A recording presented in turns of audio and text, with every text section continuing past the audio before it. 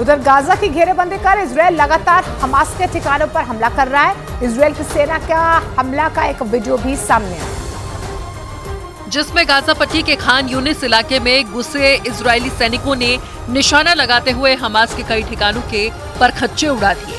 उस वीडियो के पहले हिस्से में कई मंजिला इमारत को पलक झपकते ही बम से उड़ा दिया गया, जिसके बाद वहां चारों तरफ धूल और धुएं का गुब्बार छा गया।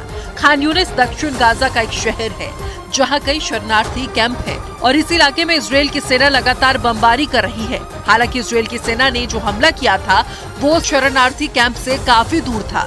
गाजा में इजरायल की सेना शिफा अस्पताल से करीब 700 मीटर दूर है और कुछ ही वक्त में वो हमास पर काल बनकर टूटने वाली है। दावा किया जा रहा है कि इजरायल के सैनिक गाजा शहर में काफी अंदर तक पहुंच चुके हैं, जो किसी भी वक्त हमास के टॉप कमांडर यहिया सिनवार को मौत के घाट उतार देंगे, जिसके लिए इजरायल की सेना अपनी कमर कस चुकी है। दावा किया जा रहा है कि इजरायल की फौज गाजा के उत्तर पश्चिम इलाकों पर नजरें गड़ाए बैठी है, क्योंकि इसी इलाके में शिफा अस्पताल, जो हमास के टॉप कमांडरों और लड़ाकों का अड्डा माना जा रहा है। यही नहीं, शिफा अस्पताल की आड़ में ही यहिया सिनवार भी अपने आप को इजरायल की सेना से छुपाए बैठा है। लेकिन इजरायल ने भी चेतावनी दे दी कि अब वो ज्यादा दिनों तक खुद को बंकर में महफूज नहीं रख सकता, क्योंकि इजरायल की सेना हमास की सुरंगों के खिलाफ अपना जाल बिछा चुकी है, जिससे सुरक्षित बाहर निकलना यहिया सिनवार के लिए मौत को मात देने जैसा साबित होगा।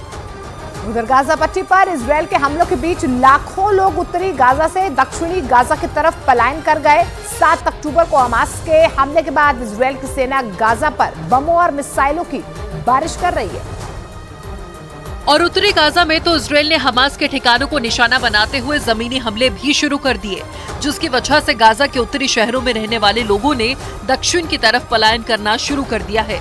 गाजा सिटी से सामने आई तस्वीरों में सैकड़ों की संख्या में बच्चे, महिलाएं और युवा सड़क पर पैदल ही जाते दिखे।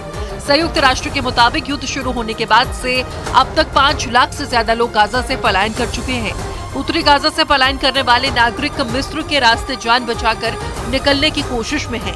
फिलिस्तीन ने आरोप लगाया कि हमास के ठिकानों को तबाह करने के बहाने इजरायल आम नागरिकों को निशाना बना रहा है और उनके घरों पर हमले कर रहा है। दावा किया जा रहा है कि शिफा अस्पताल हमास का कमांड सेंटर है, जिसके अंदर छिपकर हमास के टॉप कमांडर इजरायल के अलग अलग शहरों में बड़े हमलों को अंजाम देने की प्लानिंग कर रहे हैं, जिसे मिट्टी में मिला देने के लिए इजरायल ने अपनी पूरी ताकत झोंक दी। इजरायल ने दावा किया कि हमास शिफा अस्पताल को अपने बेस कैंप की तरह इस्तेमाल कर रहा है और जंग शुरू होने के बाद से हमास के लड़ाके इजरायल की सेना से बचने के लिए इस अस्पताल को अपना ठिकाना बना रहे हैं, क्योंकि दावा किया गया कि शिफा अस्पताल के नीचे सुरंगों में आने जाने का रास्ता बना हुआ है।